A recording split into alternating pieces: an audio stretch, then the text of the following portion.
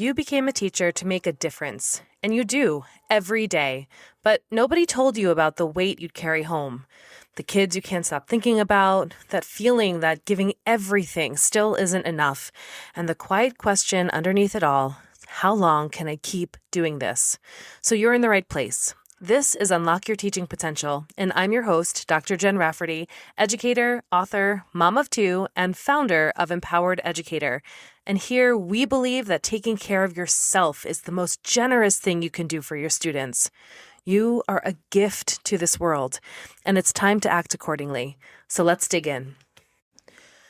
So as we're starting to head back to school, many of us start with classroom rules. And traditionally, classroom rules are a list of things that you don't want or behaviors that you expect. So, no talking out of turn, raise your hand if you want something to say, no phones, be respectful. And so many of them is around a behavior that's decided by you, and it's handed to them on day one before they really even know you or even get a chance to know each other. And even if you do the classroom rules and expectations as a group activity where they're getting to know each other through this, it's still a list of expectations of behaviors. And it does not address what's underneath the behavior, which is always feelings and emotions. And today we're going to talk about how when we address these feelings and emotions first, it becomes a different kind of classroom management model. And most of us have never once asked our students to use it in this way. So the three things I'm going to be talking about today are rules being more like compliance versus feelings being ownership and agency. Secondly, we're going to be naming the feeling as a way to uncover some identity work. And I'll talk more about what that really means. This isn't about feelings as mood, it's about identity. And then lastly, we're going to talk about behavior as communication. And of course, lastly, I'm going to leave you with a micro shift that you can start to use today that is really going to change the trajectory of your classroom. Rules are generally this idea of compliance, whereas feelings is really about ownership. And often this rules-first classroom starts with the teacher's list or the collective classroom list, and it ends with some sort of enforcement of these rules.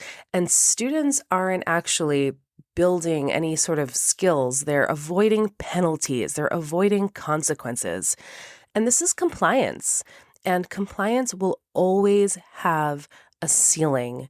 It does not get someone invested. It doesn't get these kids invested in choosing good behaviors because it's just addressing the surface level behaviors.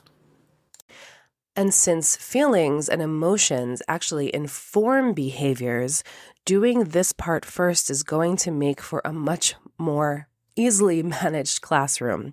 So I want you to consider this. What if you asked your students at the beginning of the year, or if you're listening to this and it's in the middle of the year, we can start fresh anytime we want to. Ask them, how do you want to feel in this classroom? And often their answers will be safe, respected, able to focus. These aren't behaviors. This is a felt experience that they're describing that they'll choose. And when things come up that are challenging, you can actually circle back to this feeling that they wanted to feel and use that to inform the conversation.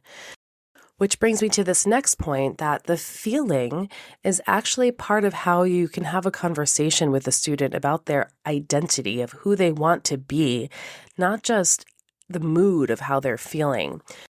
Because while emotions are short-lived, right? We don't live in these emotions forever. They're temporary. They inform behaviors that have long-lasting consequences. So when we have a conversation about feelings and emotions, you can then talk about their behaviors in a much different way. Because when a student tells you they want to be respected in this class, and then they're acting out, you can talk more about, hey, you told me that you wanted to feel respected in this class, yet you keep calling out of turn. So tell me, how do those behaviors align with how you want to feel? What else can you choose to develop a sense of respect for yourself in this classroom.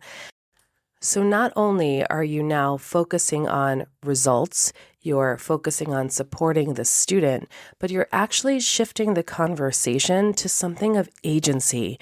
You're handing responsibility back to the students in a way that stays clear of punishments and consequences. This is about empowering kids to understand that their behaviors are in their control, because we know as teachers, you can't force your students to do anything. We can't make anybody else do anything. It has to come from within. And so often rules and expectations just aren't enough of a motivator for kids. Honestly, it's often not enough of a motivator for us as adults either. But when we get to decide, how do I want to feel in this space?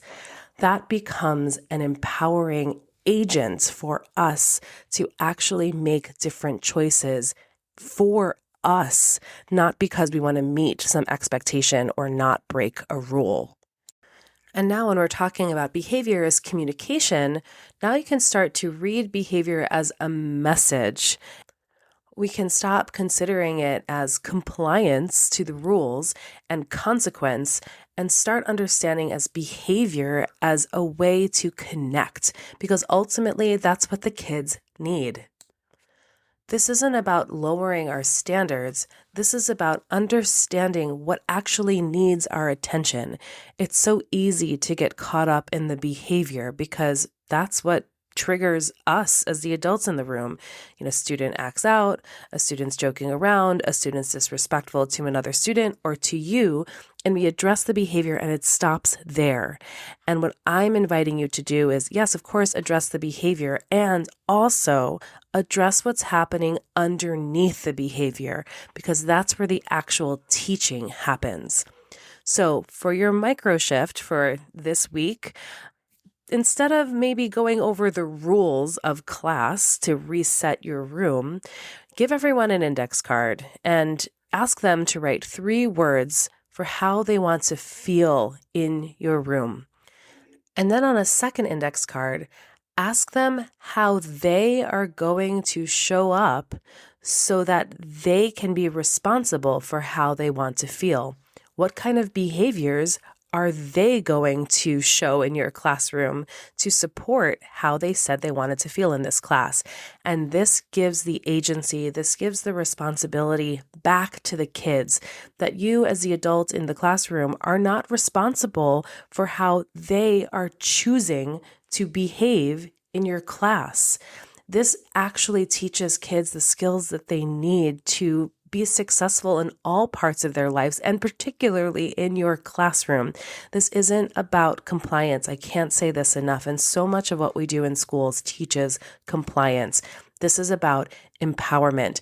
And for those of you who have worked with Empowered Educator before, know that that's what we teach here in our courses and in the information that we give in our community.